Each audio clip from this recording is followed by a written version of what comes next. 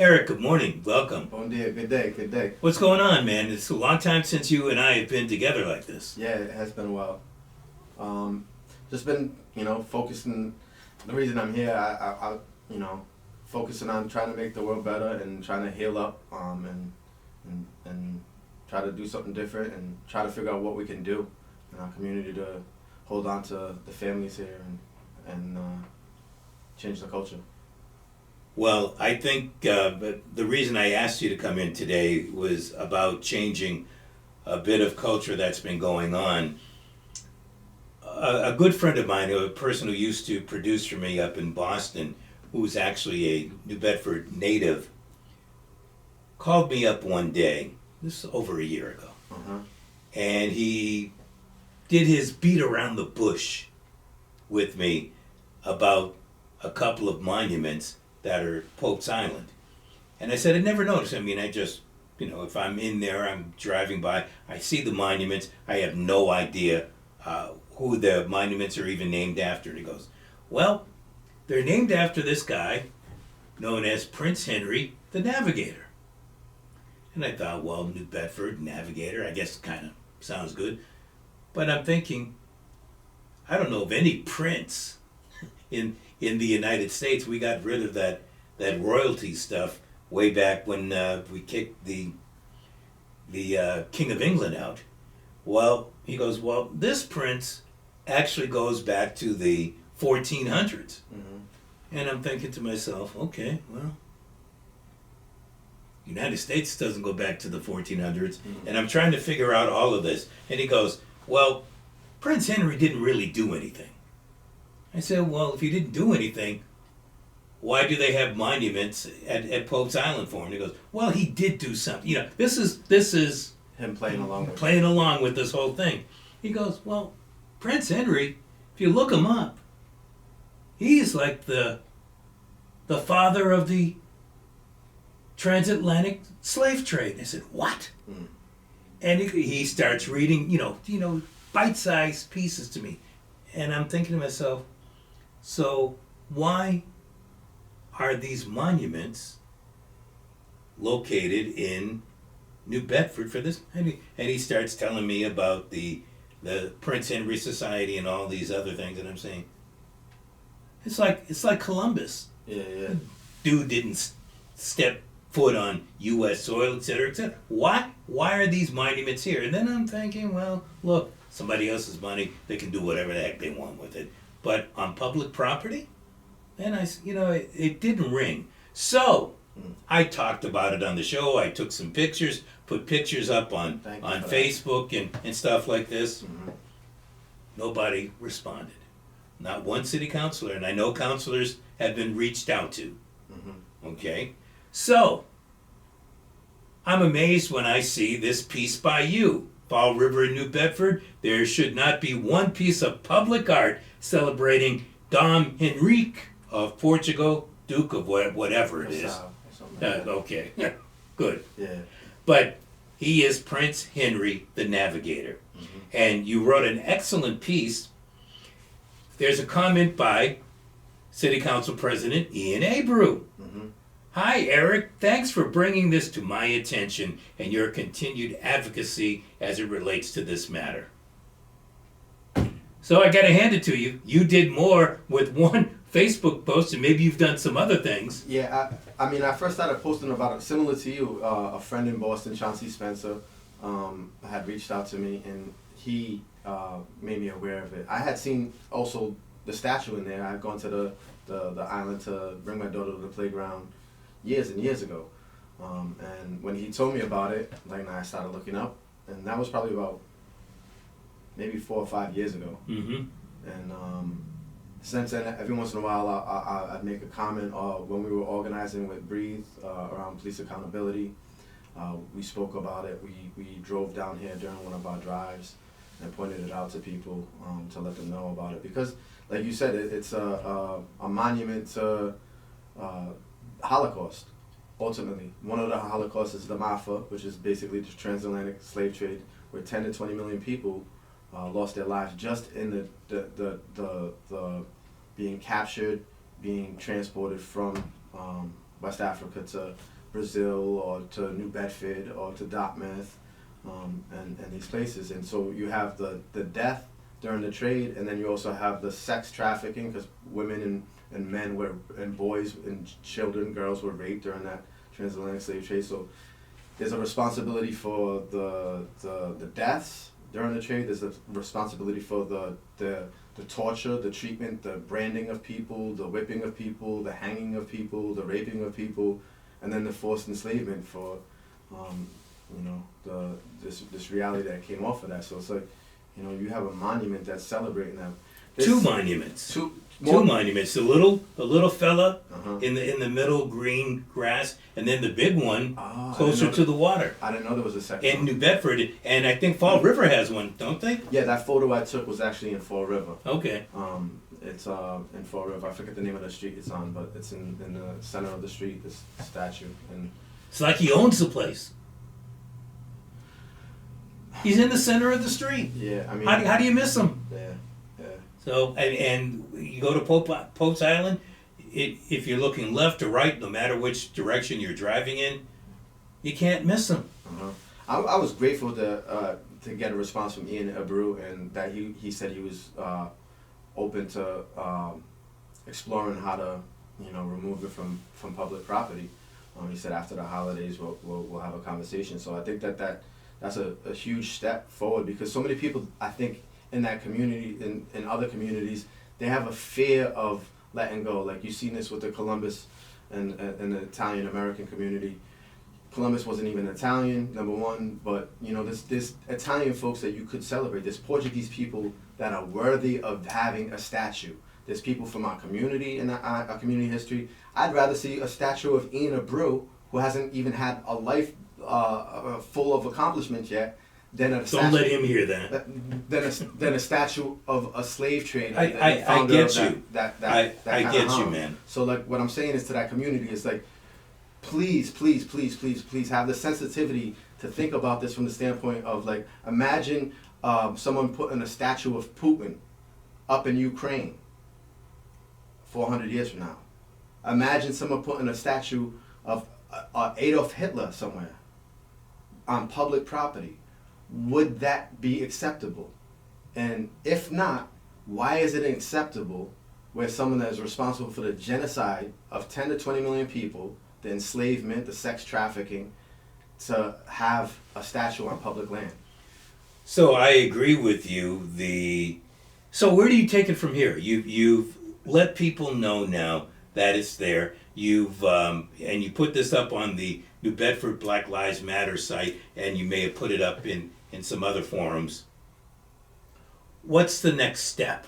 I think, honestly, thankfully to Councilor Abreu, that's a next step is the conversation with him. I think additionally is we have the Prince Henry Society, which is a private organization. You can name yourself what you want to name yourself. You have that freedom in this country. But I think it's worth trying to have a conversation with their members, because I imagine that when this name was chosen, they were looking for somebody to have a hero. Just similarly to the Italian American community.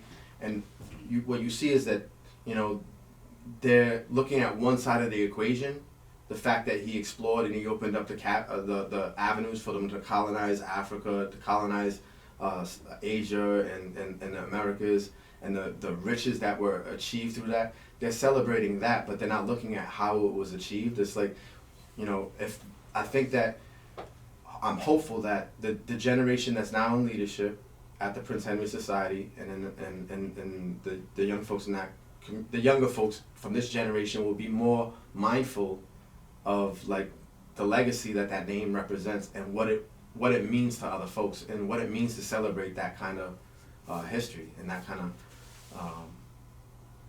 I hope you're correct with that. I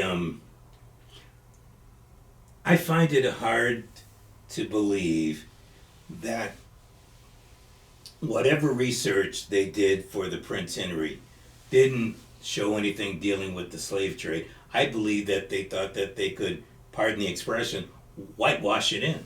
Yeah, I would imagine that, that's part of the problem, is that more than likely,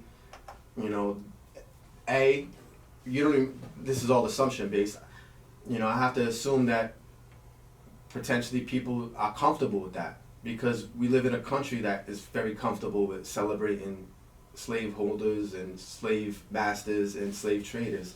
So, you know, there's a potential that there's just no empathy and connection to that reality of what that really implies. So I see what you're saying, and I think that there are certain areas, Mm-hmm.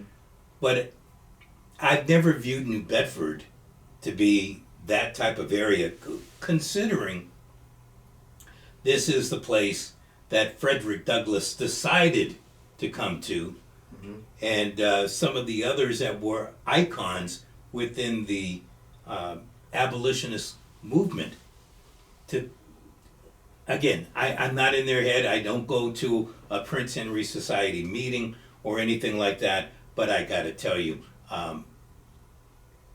if people were to look up who Prince Henry was, Mm-hmm. I think that they would be shocked that those monuments lie not in the heart of New Bedford necessarily, but Welcoming people into the city. welcoming folks from Fairhaven into New Bedford. And the yachts and the boats that come in. That's right. The first thing they see is that right Well, there. I guess, I mean, that gives a little to the Navigator part Mm-hmm. and some of the other things that you stated that he has done, opening up the trade. Let's get out of the slave trade part of it. Mm-hmm. Let's take a couple of calls. Okay. 508-996-0500 is how you get onto the program. Good morning. You're on with our guest, Erik Andrade. One thing I think about is like what we project and what we uplift as a culture and as a community, or what we raise up and what we make monuments of, that's also leading the generations that come up to think that the behavior and the energy of those type of people is something that we should model. So by having a monument that is uplifting the legacy of somebody that is tied to the death of over 20 million people and the enslavement of many more, the sex trafficking of people. And when you say that something happened 500 years ago, it's important to remember that Harriet Tubman was alive when Lincoln was president, right? And she was also alive when Ronald Reagan was alive. So when we say that this timeline, like I know several elders that their grandparents come from slavery, you know, so when you say it's 400, 500 years ago, the reality is that that impact is still here today, and that we can just change what we lift up. There's so many people from the Portuguese community that are more deserving, and I agree with you, no one is perfect. However, when you're talking about the death of 20 million people and the enslavement and the colonization, you're celebrating something that is also the harm for those places that were colonized, because in those places that were colonized, like Brazil, there's genocide that happens on top of what we're talking about with the slave trade. So there's so much tied to it, and changing who we look at as the models in this generation, we can have a better generation role models for folks to uplift. If we're uplifting people that are mass killers, like that's something really telling about the society, and the obsession to glorify the victory of the colonization and that travel. There's so much more to the Portuguese American immigrant community than the legacy of somebody that's tied to that. 508-996-0500. Thank you for your call, and good morning. Hello. No, I don't. I would disagree with that. I'm going to say thank you for your call, but go ahead, Erik. Wrap this up. I would just disagree with that last statement in regards to where we're at today comparatively to then. It's far different reality, and I would suggest researching the Transatlantic Slave Trade and realizing that, you know. So let's go down the road that he did say, though. Make it a teachable moment. Yeah. I think one of the things that disturbs me about this whole Prince Henry thing is that it's on government taxpayer funded property. Mm-hmm. If the society had their own property and they wanted to put these monuments up, Yeah, that's that's up to them. Honestly, that's what I would think that would happen if it was to be removed. That I would imagine that the society that funded that and got that put there will take it. And what they do with it, that's on them.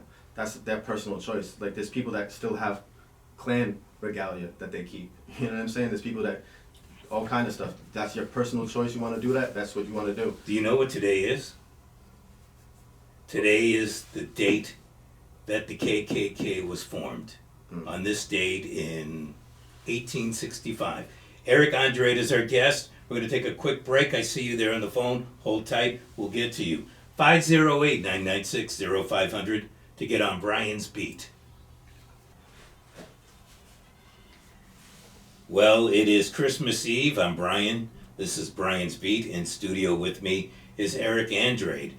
Erik, in response to the post that you put up at the New Bedford Black Lives Matters site, you received a response from New Bedford City Council President Ian Abreu.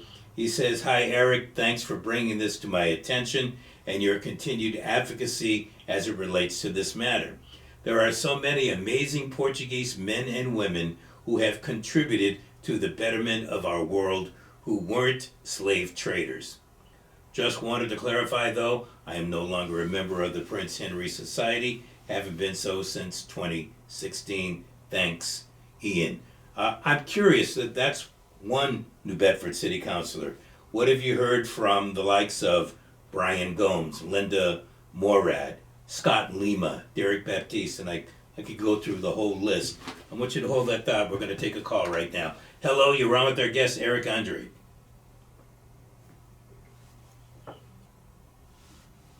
Yeah, yes, and I would add on to that list that in Marion and Mattapoisett and Dartmouth and New Bedford and Salem and Boston and Providence and Bristol and Newport, there's families in this area that, you know, from the Old Dartmouth Historical Society that also have a tremendous amount of wealth that they've acquired through the slave trade.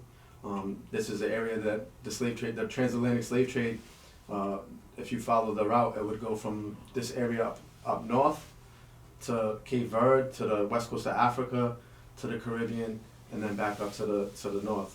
So there's a lot of folks that have benefited in it, and I ultimately definitely agree with you in terms of looking at the royal family and the wealth that they've acquired through the colonization. The celebration of somebody like Prince Henry is basically a very similar thing, because the Portuguese were the founders of the first and the longest in the transatlantic slave trade, and they are responsible for a significant amount of harm to human life and the enslavement of people and loss of life.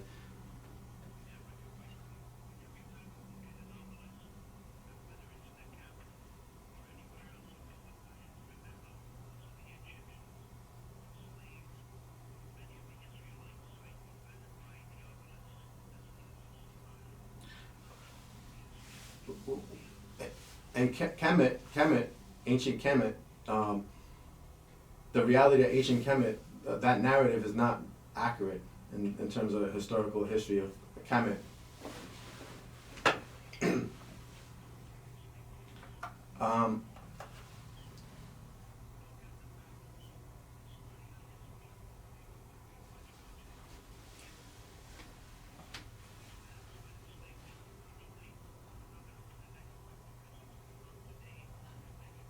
I'm not sure that that's what Erik is getting at in this particular case. I think what he's trying to do is get some type of a better arrangement for the Prince Henry Monument. I'll let him speak for himself on that. Thank you for your call. Happy New Year, Merry Christmas. Yeah, I agree. It's more about taking down. We don't need a monument. Like, this is ultimately, yes, we should end slavery in any form. Yes, we should end harm. We should end rape. We should end abuse. We should end all these exploitation. The reality of it is that, as he said, that, you know, that's a very different feat. It's a lot easier to take a monument down celebrating somebody that has this history. It's a simple thing to me. Well, it's simple, but it hasn't been done. Yeah, that's because of power and perception. I think education has people celebrating things that they shouldn't really be celebrating. That the educational system and the way that we're educating. So there was a point that someone made before about making it a teachable moment, and I appreciate you for having this moment happening right now, because I think ultimately more than anything that we need to really change the way people think about things first before we can get the change that we want, and that's what this is really about. Got you. 508-996-0500 to get on to Brian's Beat today. Hello, you're on with our guest, Erik Andrade. Amen. Thank you for your call. Really appreciate it. Happy holidays. 508-996-0500. So, Erik, I asked a question before we go on to these calls. I asked a question, what have you heard from Councilor Gomes, Councilor Abreu, we know about, but some of the other New Bedford City Councilors? The only one I've heard back from so far is Councilor Abreu. Have you reached out to the others? I reached out to Derek and to Shane through social media, but I haven't talked to them directly. I've talked to folks about it before in the past, but not as an action for them to do it. I don't think they were in office at the time, Shane, but it's definitely something I'm gonna reach back out to them and see where they're at. I think that the council president being supportive, I think that's a big thing. I'm relatively certain that Shane and Derek would at least be on board with that. I believe that's just an assumption. I have to follow up. And in regards to the rest of the city council, I think that's something that we have to, have that conversation, and possibly Ian can help to set that up. Well, Ian is council president for roughly 2 more weeks. Mm-hmm. And then he's already, in fact, we talked about it earlier on the show, he's already announced that he's not running to be council president next year. Oh, okay. Yeah, so we'll find out. 508-996-0500. We continue. Hello, you're on with Erik Andrade.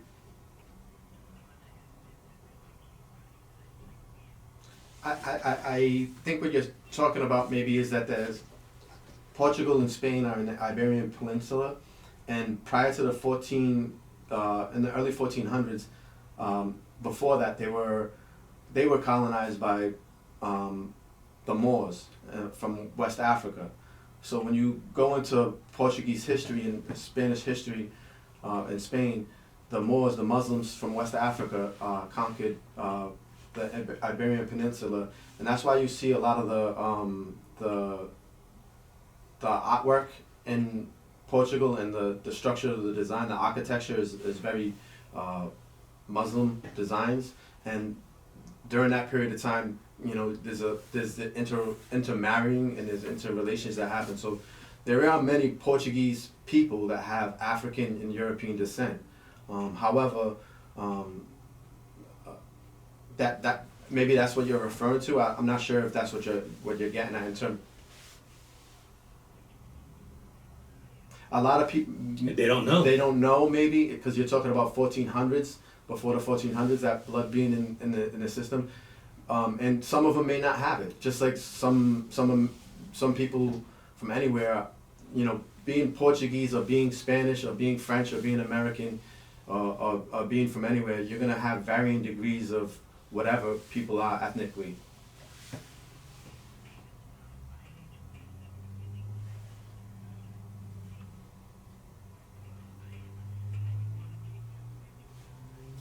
Yeah, I believe it doesn't belong on public land. It's a statue, a monument to somebody that we don't want to. That's not the role model we want to uplift. Yeah. Mm-hmm. Oh, well, that might be true, but maybe the Prince Henry Society, since it's here. Thank you. Thanks for the call. 508-996-0500. I don't know how much land, if in fact the Prince Henry Society has any land.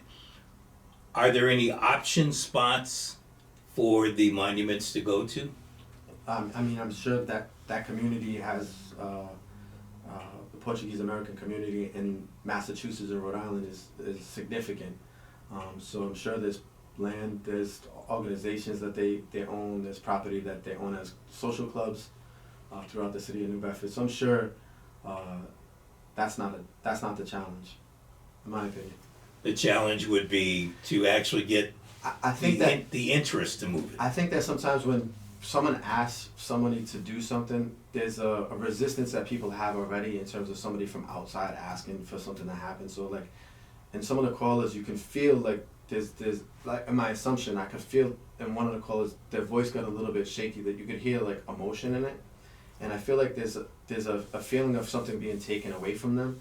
And I think that's the challenge that we have to have them realize, that this is not about just taking away, it's about like what the impact is already to other people by uplifting that. And then also internally, what does it say to that culture to celebrate that part of the culture, when there's so much more that's more, more uplifting, and it's not going to be harmful to other folks, and doesn't embody the death of 20 million people and the enslavement and sex trafficking of children, women, elders, the burning of people with brands, and hanging people, and exploited labor for generations. So that's not something we want to uplift, and moving forward, we can keep the memory by teaching the memory and the real history of it, because right now that does not teach the history. So I agree with the gentleman said that maybe we can create ways to have teachable histories, but without celebrating and uplifting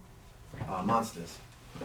Eric, I love what you're doing, because we're talking about the slave trade, which by and large doesn't exist, or certainly not to the extent that it did back in the 14th, 15th, 16th, 17th, 18th, and 19th century. Today, what it was back then. But the key thing here is you're a local guy and you're acting locally. In studio with me is Erik Andrade. He is with New Bedford Black Lives Matter and a bunch of other groups. I would say that's a forum. I'm with La Soul Renaissance. So, but I can't pronounce that, so that's why I didn't say it. Yeah, it's okay. We could work on that. Oh, yeah, now we're going through more lessons. You pass the mic to me. So, in speaking about passing here, I'm wondering how many folks within the forum, with whatever groups that you are with, are behind you with this. I'm not sure. So, is it possible that, as some of the other callers have stated, look, this guy is Prince Henry, we know the crap that he did, but he did some good stuff along, so why ruffle feathers? Why is it what would you say to black folk that would say something like that to you? Why is it important to center history in the correct way? Is because those that don't study history are doomed to repeat it, and what you focus on and what you uplift, and what you role model and you say is a role model, when people behave in the way of that role model, you're to blame for that. So in my opinion, it's important to center it, because it's important to raise awareness around that history, that part of restoring history and to healing things that have gone wrong, the first step is to somewhat acknowledge the harm that was done. So in one aspect of the healing process is like acknowledging the wrong. So if I do something harmful to you, the first step to healing that situation is me acknowledging that I've done wrong. So me taking accountability, having empathy for the harm that I've created, and then taking steps from that. So I believe that in order to have restorative justice, to have justice, then we have to speak about the harms that have been done, whether they were done yesterday or 500 years ago. Okay, and that I get. But do you have to move the monuments? Can people acknowledge, can the Prince Henry Society acknowledge that Prince Henry wasn't all that and the monuments not move? Can they put up another plaque that said this guy was the father of the Transatlantic Slave Trade, and people could read that too? I think it's a slippery slope, and I just don't think it best fits the community to do that. I think that, for example, this is a person that I'm attributing, and not just me, we're talking about National Geographic and history books across the world attribute the Transatlantic Slave Trade to this gentleman, right? People attribute, and that led to a Holocaust. 20 million people that died. There's other holocausts that exist. Are we to then put monuments on public land for those folks too? And if folks from communities where folks committed those atrocities decided that, you know, there's some folks right now, unfortunately, that have been glorifying Adolf Hitler, Kanye West being one of them. And that is disgusting. And it's disgusting because the things that they're glorifying him for is the economic growth of Germany as a nation state and the other things he did. So but, you could think of things there are some good, and I've, I find myself getting chastised all the time. Not everything that Adolf Hitler did was insanely bad.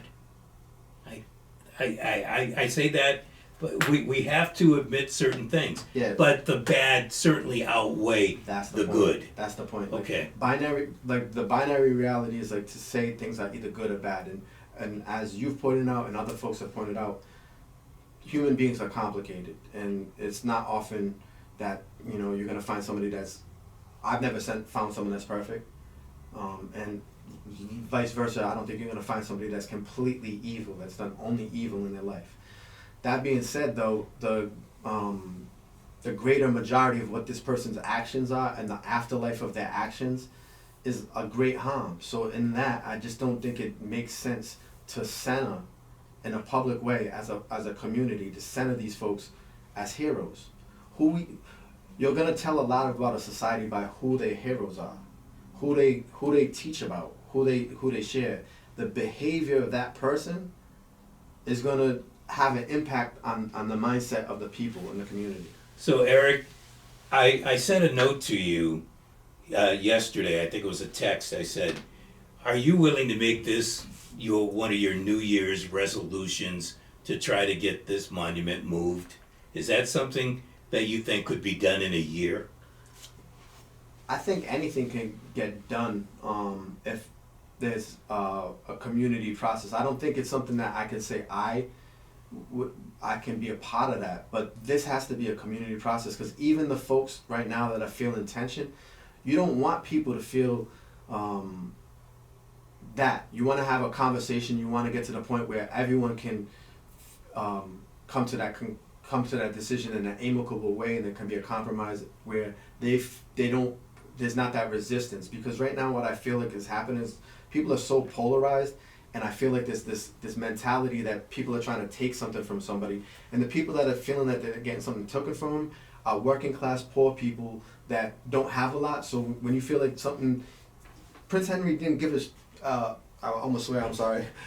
He doesn't really care about in my opinion, the people, but the people care Most so much. princes don't. Yeah. I'm going to have to let you go with that. I do appreciate you coming in studio Christmas Eve, taking time away from family and whatnot. We will do it again. This obviously will have a follow-up to it, and of course we'll talk about gentrification too. I appreciate it. Thank you. Erik Andrade joining us. ABC News is next at the top of the hour.